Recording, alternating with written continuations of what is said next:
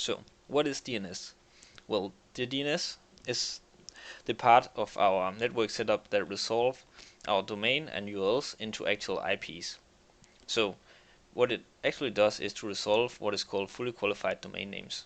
And a fully qualified domain name is, for example, as we see here, www.google.com, where we have Google as the name of this particular server, and then we have the root domain, which is the .com.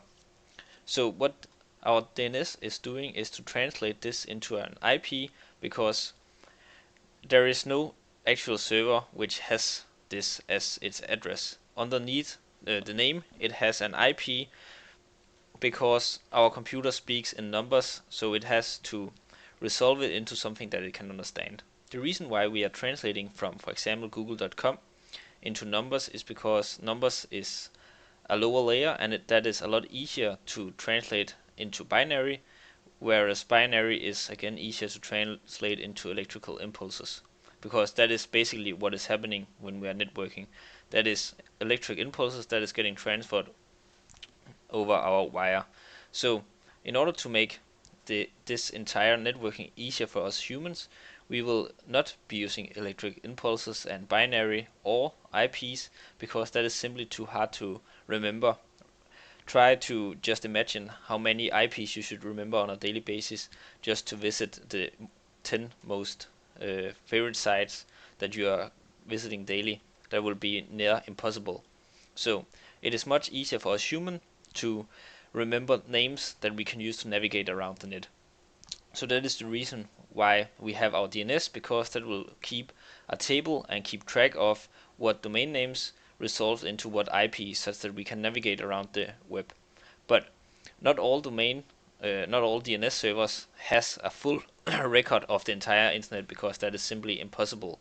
So what is happening when we are doing networking and you're visiting websites that your current local DNS has never seen before is that you're going to ask other DNS servers around the web until you find the resource that you're looking for.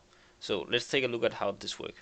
So here we have a little setup where this circle, or this area right here, indicates our local network, which could be similar to the network that you are having at home, and then we have the entire internet in this bubble up here.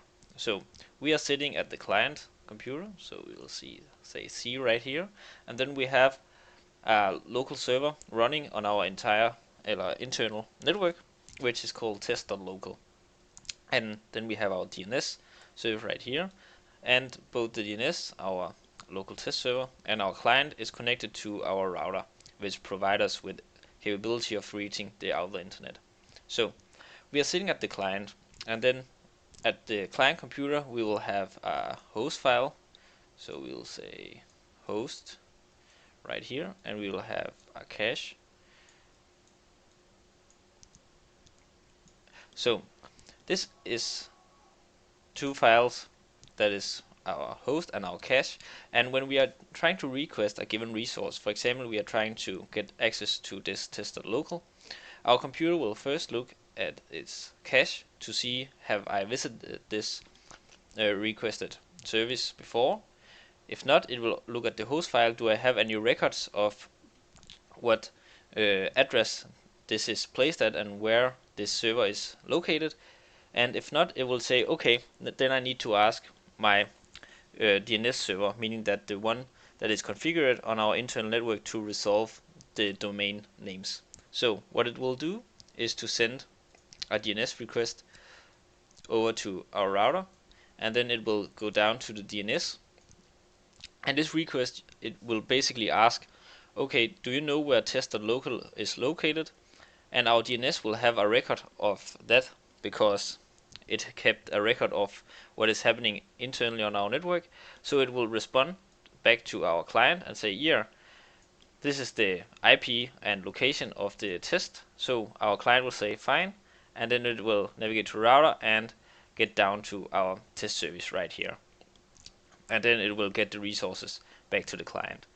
But if our client then want to get access to a service that is on the internet and not within the internal network, for example this Winslow Academy server that is placed somewhere on the internet, our client will then again check its cache, its host file, and it will get to the conclusion that it haven't visited this site before. So again, we will use green for this one. It will ask our DNS and say, do you know this resource? And our DNS will then do a lookup and say, no, I actually don't have any records of this site that you're looking for. So I will check up with my configured DNS. So our DNS on our internal network through our router will have external DNS configured in case that it need to look up something itself.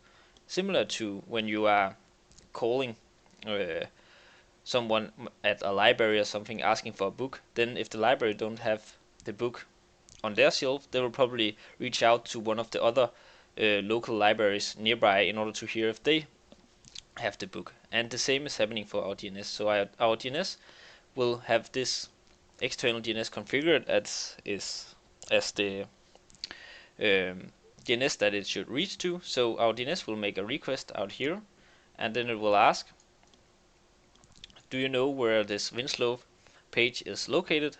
And actually this DNS does have a record of where this is located and the IP of it. So it will return an answer. We'll do this in blue. So it will say, yeah, I know this, and it will turn back to our DNS. What our DNS will now do then is to create this record of where this is placed, because now it knows where it's placed due to the lookup for the external DNS, and it will return back to our client and say, here, the website you are looking for is placed under this IP. So what we will do now as our client, we will make a request. We will do this in pink. So we can now just say, okay, I need to see this. So we will go to our router, and our router will go directly to the place on the internet where this resource is stored.